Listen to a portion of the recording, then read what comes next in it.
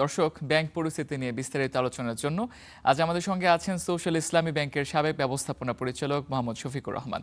স্বাগত আপনাকে।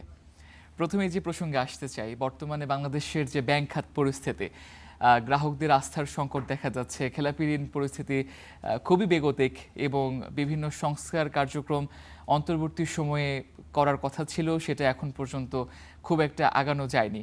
সব মিলিয়ে আপনার দৃষ্টিকোণ থেকে বর্তমান ব্যাংকের পরিস্থিতি কেমন? ধন্যবাদ আপনার প্রশ্নের জন্য। আপনি যেটা বললেন সংস্কার কার্যক্রম অন্তর্বর্তীকালীন সরকারের সময় করার কথা ছিল, যেটা এখন পর্যন্ত হয়নি। সংস্কার কার্যক্রম তো আসলে ব্যাংকের এটা একটা চলমান প্রক্রিয়া এবং সেটা কিন্তু 1990 সাল থেকেই শুরু হওয়ার কথা ছিল। কিন্তু 1990 সালে আমরা কি পেলাম? 1990 সালে আমরা পেলাম ঋণ ক্লাসিফিকেশন পদ্ধতি। তখন থেকে শুরু হলো খেলাপি ঋণের, আপনার খেলাপি ঋণগুলোকে আলাদা করা, খেলাপি নন খেলাপি এগুলি বের করা। তারপরে 96 দশকে 90 দশকের মাঝামাঝি বা শেষার্ধে এসে ওয়াহিদুদ্দিন মাহমুদ কমিশন নামে একটা ব্যাংক কমিশন করা হয়েছিল। সেখানে তাদের বেশ কিছু কাজ ছিল। তারা তখনকার পরিস্থিতি অনুযায়ী তখন ব্যাংকের সংস্কারের জন্য তারা বেশ কিছু সুপারিশ প্রণয়ন করেছিল, সরকারের কাছে জমা দিয়েছিল, বাস্তবায়নের জন্য তাগাদা দিয়েছিল। কিন্তু সেগুলো মানে কিছু কিছু হয়েছে, কিছু কিছু হয়নি। এইভাবে কিন্তু এটা এখন পর্যন্ত ব্যাংক সংস্কার, আমার দৃষ্টিতে ব্যাংকের সংস্কার একটা সবসময় হওয়া উচিত। এটা অন্তর্বর্তীকালীন বা নির্বাচিত সরকারের বিষয় নয়। ব্যাংক হলো দেশের, বাংলাদেশের মতো দেশের অর্থনীতির একটা হৃৎপিণ্ড। এবং বাংলাদেশে বিশেষ করে আপনি দেখুন ব্যবসা বাণিজ্যে টাকা যোগান দেয় কারা? ব্যাংকাররা। অ্যাকচুয়ালি যেখানে মানে টাকা যোগানের দায়িত্ব ছিল পুঁজিবাজারের, বাংলাদেশে ক্যাপিটাল মার্কেটটা সেইভাবে এখন পর্যন্ত ডেভেলপ করতে পারেনি, ডেভেলপ হয়ে ওঠেনি বিভিন্ন কারণে। এটার জন্য অনেক ধরনের কারণ জড়িত আছে, এটার জন্য এককভাবে কেউ দায়ী না। ঠিক তদ্রূপ আমি বলবো যে ব্যাংকের আমার দৃষ্টিতে এটা একটা রাজনৈতিক সদিচ্ছার ব্যাপার। রাজনৈতিক সদিচ্ছা থাকলে যে কোনো সময় ব্যাংকের সংস্কার এটা করা যায় এবং ব্যাংকের সংস্কার কার্যক্রম এটা এখন আমাদের জন্য মানে ফরজ হয়ে দাঁড়িয়েছে সত্যি কথা বলতে গেলে। আপনি যেভাবে যেমনটা বললেন যে বাংলাদেশে আসলে বিশ্বের অন্যান্য দেশে যেটা আমরা দেখি যে পুঁজিবাজার একটা শক্ত অবস্থানে থাকে এবং অর্থনীতিতে যে ক্যাশটাকে পুশ করা, সেটা পুঁজিবাজার থেকে সেই অর্থের যোগানটা আসে, যেটা বাংলাদেশে এখন পর্যন্ত সেই বিকল্পটা তৈরি হয়নি। ব্যাংক খাতের উপরে সরকার থেকে শুরু করে বেসরকারি খাত ব্যাংক খাতের উপরে নির্ভরশীল। তো এই যে একটা বলা যায় অর্থনীতির জন্য এত গুরুত্বপূর্ণ একটা জায়গা আমাদের, আমরা বিকল্প কোনো পথ তৈরি করিনি এখন পর্যন্ত। সেই ব্যাংক খাতের কেন এত লুটতরাজ হলো? সেই ব্যাংক খাতের কেন এত দুরূহ অবস্থা? এটা কেন, এই কেনর জবাব তো আসলে দিবে কারা? এই জবাব কি ব্যাংকাররা দিবে নাকি নিয়ন্ত্রকরা দিবে? আপনি যদি মানে যাকে আপনি পাহারাদার নিযুক্ত করেছেন, পাহারাদার যদি আপনার ঘরের পাহারা ঠিকমতো না দেয়, তো তাকে আপনার আটকাবে কে? সেই ঘরের নিরাপত্তা কে দিবে? আমাদের ব্যাংক খাতের হয়েছে এই অবস্থা।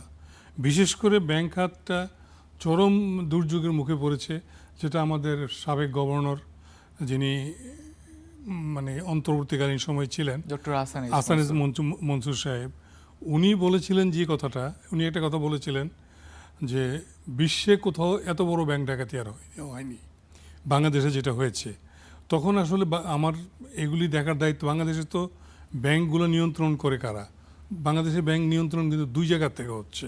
সরকারি ব্যাংকগুলো হচ্ছে মানে ব্যাংকগুলো নিয়ন্ত্রণের দায়িত্ব কিন্তু কাগজে কলমে আছে বাংলাদেশ ব্যাংকের, কিন্তু সরকারি ব্যাংকগুলোর মালিকানা যেহেতু সরকারের কাছে, সেগুলা ব্যাংকে অর্থ মন্ত্রণালয়, বাংলাদেশ সরকারের অর্থ মন্ত্রণালয় কর্তৃক নিয়ন্ত্রিত।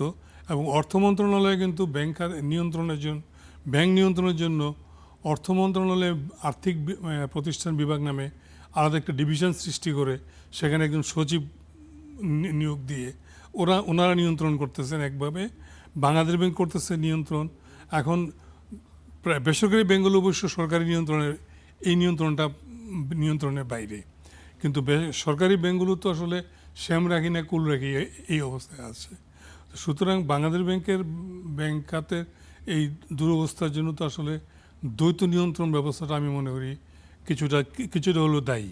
অর্থাৎ কেন্দ্রীয় ব্যাংকের সেই স্বায়ত্ত শাসনটা এখন পর্যন্ত প্রতিষ্ঠিত হয়নি এবং নিয়ন্ত্রণের বাইরে রাখা সম্ভব হয়নি কেন্দ্রীয় ব্যাংককে।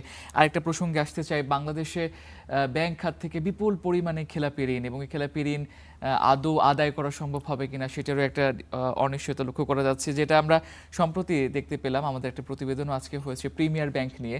প্রিমিয়ার ব্যাংকের যে সাবেক চেয়ারম্যান ইকবাল ও তার পরিবারের যে অনিয়ম বা তারা যে পরিমাণে লুটতরাজটা করেছে, তো এই সব অভিযোগ আসলে কেন এখন তৈরি হচ্ছে, কেনই একটা ব্যাংক থেকে সেই ব্যাংকের চেয়ারম্যান তার পরিবার সহকারে এই দুর্নীতি করার সুযোগটা আসলে কিভাবে পেল? আর আমি যদি আপনাকে প্রশ্ন করি, একটা পরিবার থেকে সর্বোচ্চ কতজন বোর্ডে থাকতে পারে, এটা যদি নির্ধারণ আপনি যদি মানে অনিয়ন্ত্রিত করে দেন। এক সময় তো ব্যাংক কোম্পানি আইনে ছিল যে এক পরিবার থেকে 2 জনের বেশি পরিচালক থাকতে পারবে না, কিন্তু এটা ক্রমান্বয়ে শিথিল করতে করতে 4 জন 5 জন 4 জন কাগজে কলমে 4 জন পর্যন্ত পরিচালককে অ্যালাউ করা হলো, এক পরিবারের 4 জন। এবং সে 4 জনের সময়ও দেখা গেল যে 4 জন কেন 6 জন 7 জনও এক পরিবার। তার মানে কি এটা পারিবারিক। প্রিমিয়ার ব্যাংকের কথা আপনি রেফারেন্স হিসেবে দেখাচ্ছেন। প্রিমিয়ার ব্যাংকটা তো আসলে বলা চলে যে ইকবাল সাহেবের একটা ব্যক্তিগত প্রতিষ্ঠান হিসেবে এটা কাজ করেছে। প্রিমিয়ার ব্যাংকের যে কোনো ব্যাপারে আপনি দেখেন বোর্ডে কে ছিল, বোর্ডে উনি মানে প্রতিষ্ঠাকালীন সময় থেকে উনি চেয়ারম্যান ছিলেন। উনি বোধহয় সর্বশেষ 2024 বা 25-এ এসে ওনার ছেলের কাছে চেয়ারম্যানশিপ হস্তান্তর করে উনি সরে যান, কিন্তু এর আগ পর্যন্ত উনি চেয়ারম্যান ছিলেন। ওনার স্ত্রী ছিল, ওনার ছেলে, ওনার মেয়ের জামাই, কে না ছিল, ওনার পরিবারের সবাই ছিল পরিচালক। তো পরিচালক যদি এতগুলি পরিচালক যদি এক জায়গাতে হয়, তাহলে সেই ক্ষেত্রে সেখানে কোনো অনিয়ম হলে অনিয়মটা রোধ করবে কে? আমি এই জন্য বললাম যে পাহারাদার যদি বিশ্বস্ত, পাহারাদার যদি পাহারার কাজটা ঠিকমতো না করে, তাহলে আপনার সেই যেই জিনিস পাহারা দিচ্ছে এটা নিরাপত্তা কোথায়? অর্থাৎ পর্ষদ গঠনে সেই আইনের বাধ্যবাধকতাটা ফিরিয়ে আনাটা দরকার, এমনটাই কি অবশ্যই না। পর্ষদ গঠনের মধ্যে আপনার এটা তো সত্যি কথা বলতে কি, পর্ষদে এক পরিবারে 1 জন বা 2 মানে সর্বোচ্চ 2 জন, এর বেশি তো আমার ব্যক্তিগত অভিমত, আমার অভিজ্ঞতার আলোকে বলছি, আমি একজন থাকলেই ভালো। এবং স্বতন্ত্র পরিচালক বলে একটা পরিচালক আছে, ইন্ডিপেন্ডেন্ট ডাইরেক্টর, যারা শেয়ার হোল্ড করে না, তাদের কোনো মানে ব্যাংকের ইসেতে তাদের মানে ব্যাংকের কার্যক্রমের মধ্যে তাদের কোনো মানে ইন্টারেস্ট নাই, ব্যক্তিগত কোনো ইন্টারেস্ট থাকে না। স্বতন্ত্র পরিচালকের সংখ্যাটা আরেকটু বাড়িয়ে দেওয়া উচিত আমি মনে করি। এবং সেখানে কিন্তু নির্মোহভাবে সেখানে এবং নিরপেক্ষভাবে স্বতন্ত্র পরিচালক নিয়োগ দিতে হবে, এবং তাদেরকে নিয়োগ দিতে হবে অভিজ্ঞ ব্যাংকে যারা অভিজ্ঞ। কারণ আপনি এটা যদি লক্ষ্য করেন, বর্তমানে ব্যাংকে কিন্তু ব্যাংক ব্যবস্থাপনায় অভিজ্ঞতার একটু ঘাটতি দেখা দিচ্ছে। কারণ সিনিয়র ব্যাংকাররা ক্রমান্বয়ে বয়সের কারণে হোক, এটা বয়সের লিমিটেশন আছে সবারই, তো সিনিয়র ব্যাংকাররা আস্তে আস্তে সরে যাচ্ছে, সেই জায়গায় নতুনরা উঠে আসছে। তো সুতরাং আমি মনে করি যে অভিজ্ঞ ব্যাংকারদের যদি পর্ষদে বা নীতি নির্ধারণীতে রাখা হয়, তাহলে তাদের একটা ভূমিকা তারা রাখতে পারে তাদের অভিজ্ঞতার আলোকে। এবং আরও হলো যে আপনার বিশেষ করে হিসাব রক্ষক মানে চার্টার্ড অ্যাকাউন্টেন্ট, অ্যাকাউন্টস যারা বোঝে, ফান্ড ম্যানেজমেন্ট যারা বোঝে, ট্রেজারি যারা বোঝে, এই জাতীয় লোকদেরকে কিন্তু পর্ষদে রাখা উচিত। কিন্তু যে জিনিসটা আমাদের দেশে হচ্ছে না, ইন্ডিপেন্ডেন্ট ডিরেক্টরের নামে দেখা যাচ্ছে যে, মনে করেন যে প্রিমিয়ার ব্যাংকের যে এক্সাম্পলের যদি আমি দেই, দেখা গেল যে ইকবাল সাহেবের ভাই বন্ধুরাই ইন্ডিপেন্ডেন্ট ডিরেক্টরের নামে সেখানে। তো সুতরাং ওনার ফ্যামিলির হলো 5 জন 7 জন, ভাই বন্ধু মিলে আরও 3-4 জন, সব কিছু মিলে তো বোর্ডের সবটাই ওনারা। এই যে চেয়ারম্যান ইকবাল সাহেবের পুরো পরিবারের মাধ্যমে যে লুটতরাজটা হয়েছে প্রিমিয়ার ব্যাংকে, এই অর্থাৎ একটা ব্যাংকের অর্থের যোগানটা তো আমানতকারীদের মাধ্যমেই আসে। অবশ্যই। এবং এই যে খেলাপি ঋণ এই ব্যাংকটির এবং যে লুটতরাজ এই ব্যাংকের মাধ্যমে হয়েছে, এই অর্থের দায়ভারটা আসলে এখন কার ঘাড়ে যাবে, কে নেবে এই দায়? এই অর্থের দায়ভার আমি ব্যক্তিগতভাবে বলবো, এই অর্থের দায়ভার পর্ষদের উপর দিতে হবে সরাসরি। এবং ব্যাংক ম্যানেজমেন্টের যদি কোনো দুর্বলতা থেকে থাকে, ব্যাংক ম্যানেজমেন্টের কিছু না কিছু জায়গায় ক্ষেত্রে হয়তো তাদের কোনো সহযোগিতা বা যোগসাজশ থাকলেও থাকতে পারে, I am not sure. But bank ম্যানেজমেন্টের ব্যাপারটা হলো কি, ওরা করে চাকরি, এখন একটা চাকরিজীবী মানুষ তার চাকরির নিরাপত্তা বা চাকরির রক্ষা করার জন্য হলেও অনেক সময় অনেক কথা শুনতে হয়, কিন্তু এটা সব কিছুরই সীমা আছে। আপনি আপনার নিজের যদি আপনাকে সামনে যদি এটা আগুন ধরিয়ে দেওয়া হয় এবং যদি হুকুম করা হয় যে সে ইকবাল সাহেবের কথা মনে করেন, ইকবাল সাহেব হুকুম দিল আমাকে, আমি চাকরি করি, যে তুমি এখানে হাত দাও, আমি জানি যে এখানে হাত দিলে আমার হাতটা পুড়ে যাবে, আমি আহত হব, তো আমি কি জেনে শুনে সে আগুনে হাত দেবো? সুতরাং সেই ম্যানেজমেন্টেরও সেখানে তার বিবেক বুদ্ধি বিবেচনা প্রজ্ঞা সব কিছুই লাগানো উচিত ছিল। যদি একটু আমি আস্থার প্রসঙ্গে আসি, আমি একজন গ্রাহক হিসেবে যদি আমার অর্থের নিরাপত্তার জন্য আমি একটা ব্যাংকের কাছে যাব, আমি এই আস্থায় আমি সেখানে টাকা রাখবো যাতে আমার টাকাটা নিরাপদে থাকে। তো এখন আমরা এর আগে দেখলাম সম্মিলিত যে 5টি ইসলামী ব্যাংককে একীভূত করা হয়েছে, সেই 5টা ব্যাংকের দুরূহ অবস্থা, এখন প্রিমিয়ার ব্যাংকের নাম সামনে চলে আসলো ঋণ খেলাপির। তা আমি যে আমানতকারী, আমার যে বিশ্বাসটা ভঙ্গ হলো, এর দায়ভারটা আসলে দায়ভার এখন সম্মিলিতভাবে এটা ব্যাংকারদের নিতে হবে, ব্যাংকারদের নিতে হবে এবং লুটেরাদের নিতে হবে। যারা লুটপাট করেছে তাদেরকে, কিন্তু আমাদের দেশের সমস্যাটা হচ্ছে কি, আমাদের দেশে আপনার জিনিস খেয়াল করেন, লক্ষ্য করে দেখেন তো আপনি 55 বছর হলো 56 বছর হলো দেশ স্বাধীন হয়েছে, কোনো ঋণ খেলাপির কি কোনো শাস্তি হয়েছে আজ পর্যন্ত? বলেন আমাকে, একটা এক্সাম্পল দিতে পারবেন? কোনো দৃষ্টান্তমূলক হয়নি এখন পর্যন্ত। দৃষ্টান্তমূলক একমাত্র বলতে পারি আমরা ওই যে ক্ষুদ্র কৃষি ঋণ গ্রহীতা, তাদের কোমরে দড়ি বেঁধে আমরা থানায় নিয়ে যেতে পারি, তাদেরকে মামলা দিয়ে 2 বছর 1 বছরের জেল দিতে পারি, কিন্তু এদের কাছে কয় টাকা পাওনা থাকে ব্যাংকের টাকা তো আটকে আছে কর্পোরেট গ্রাহক। আপনি আলাপের মধ্যখানে এক পর্যায়ে বলেছিলেন যে ঋণ খেলাপের ভারে জর্জরিত, আপনি কি জানেন এবং আদায় অনুষ্ঠিত, আপনি কি এই জিনিসটা জানেন যে বাংলাদেশে এখন ঋণ খেলাপি বাংলাদেশ ব্যাংকের তথ্য অনুযায়ী প্রায় 5,87,000 কোটি টাকার উপরে, যেটা আপনার বাংলাদেশ ব্যাংকের তো হিসাব অনুযায়ী 33% কাছাকাছি। কিন্তু ব্যক্তিগতভাবে আমি মনে করি বাংলাদেশের খেলাপি ঋণের পরিমাণ শতকরা হিসাবে যদি আমি বলি প্রায় 40%, নিয়ারলি 40%-এর কাছাকাছি হবে। কারণ এখনও অনেক ঋণ কার্পেটের নিচে আছে, অনেক বিভিন্ন রকমের চিকিৎসা দিয়ে সেগুলোকে মানে খেলা নিয়মিত দেখানো হচ্ছে। তো সুতরাং এগুলি বিভিন্ন ধরনের বিভিন্ন কারণে এবং আরও একটা জিনিস আছে যে এর মধ্যে প্রায় এই যে 5,87,000 কোটি টাকা প্লাস যে খেলাপি, এর মধ্যে প্রায় 59 বা 58% ঋণ আদায় অযোগ্য হয়ে গেছে। তো এই টাকাগুলি কার? আমানতকারীদের টাকা। আজকে আমানতকারীদের টাকা নিয়ে আমরা নজয় করছি। আপনি পাঁচ ব্যাংকের যে সম্মিলিত ইসলামী ব্যাংকের যে রেফারেন্সটা আনলেন, এই সম্মিলিত ইসলামী ব্যাংকে আমানতকারীদের টাকা কবে ফেরত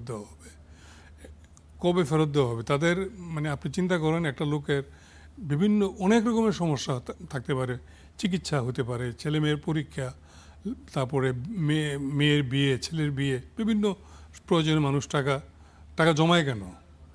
আপৎকালীন সময়ে টাকাটা সে যাতে ব্যাংক থেকে টাকাটা আনতে পারে, এবং ব্যাংকের আগে কেন? নিরাপত্তার স্বার্থে। এবং আপনি কয়েকবারই বলেছেন আস্থার কথা। একটা তো এই দেশে কি ব্যাংকের উপরে কিন্তু আস্থাহীনতা কিন্তু কখনো তেমন একটা ছিল না, যেটা গত বলা চলে 5-6 বছর থেকেই মানুষ আস্থাহীনতায় ভুগছে। আমি ব্যক্তিগতভাবে বলি, আমি 2017 সালে অবসরে যাই। আমার কাছে অবসরে যাওয়ার পরে আমার প্রতিবেশী পরিচিত জনরা প্রায় আমাকে জিজ্ঞেস করতো, আমার টাকাটা কোথায় রাখলে নিরাপদ থাকবে। তো আমরা তাদেরকে বিভিন্ন পরামর্শ দিতাম, কিন্তু এখন দেখছি যে সেই পরামর্শগুলো যাদের উপরে আমরা কনফিডেন্স নিয়ে রেখে আমাদের কনফিডেন্স যাদের উপরে ছিল, তারাই সেই কনফিডেন্স আমাদের নষ্ট করে দিল। আমি শেষ একটা প্রশ্ন করতে চাই। এই যে কথা হচ্ছিল, এই যে যেমন ধরেন আমরা যখন ছোট কোনো ঋণ নিতে যাই ব্যাংক থেকে, বা একজন গ্রাহক হিসেবে আমি যখন লোন নিতে যাই, সেখানে আমার নথিপত্র জমা দিতে হচ্ছে, আমার প্রুফ করতে হচ্ছে যে আমি এই ঋণের টাকাটা ফেরত দিতে পারবো। কিন্তু অনেক ব্যাংক এমন রয়েছে যারা নিজেরা ভুয়া কাগজপত্র তৈরি করতে সহায়তা করেছে এবং ভুয়া কাগজপত্রের মাধ্যমে ঋণ দিয়েছে। এই বিষয়গুলো আসলে কিভাবে সম্ভব হলো, ছোট করে একটু বলবেন? এটার জন্য ছোট করে বলতে হলে এক কথা বলতে হবে যে আমাদের সহযোগিতা ছিল, সেখানে আমাদের যোগ সাজস ছিল। আমাদের বলতে ব্যাংকারদের বলবো আমি। ব্যাংকারদের এক যোগসাজশ ছাড়া এক হাতে তো তালি বাজে না, তালি বাজাতেও 2 হাত লাগবে। এখন আপনি যে কাগজ দিয়েছেন, আপনার কাগজের মানে সঠিকতা যাচাই করার দায়িত্বটা কার ছিল? আমার। আমি কি সেই কাজটা সঠিকভাবে করেছি? করি নাই বলে আজকে এই দুরবস্থা। আমাদের যে খেলাপি ঋণের বিপরীতে যে জামানত যতটুকুই আছে কাগজে কলমে, সেটারও তো হিসাবটা আমার কাছে মনে হয় এটা গোজামিলের হিসাব। যেই জমি যেই জামানতের মূল্য ধরেন আপনার দেখানো আছে আমার কাগজে কলমে খাতাপত্রে যে 10 টাকা ঋণের এগেনস্টে 12 টাকার জামানত আছে, আসলে তো 2 টাকার জামানত নাই আমার। সুতরাং এটার জন্য আমি বলবো যে লুটেরাদের সঙ্গে সঙ্গে আমাদের কতিপয় কিয়দংশ মানে লোকও জড়িত আছে। আপনাকে অসংখ্য ধন্যবাদ আজকে ধন্যবাদ। আমাদের সময় দেওয়ার জন্য। আমরা প্রত্যাশা করছি যে এই ব্যাংক জালিয়াতিগুলোর বিচার হবে এবং সুশাসন ফিরে এটা আসবে বিচার ব্যাংক না খাতে। করলে, সুশাসন নিশ্চিত না করলে এই গাড্ডা থেকে আমরা বেরোতে পারবো না। আপনাকে অসংখ্য ধন্যবাদ ধন্যবাদ। আজকে সময় দেওয়ার জন্য। ধন্যবাদ।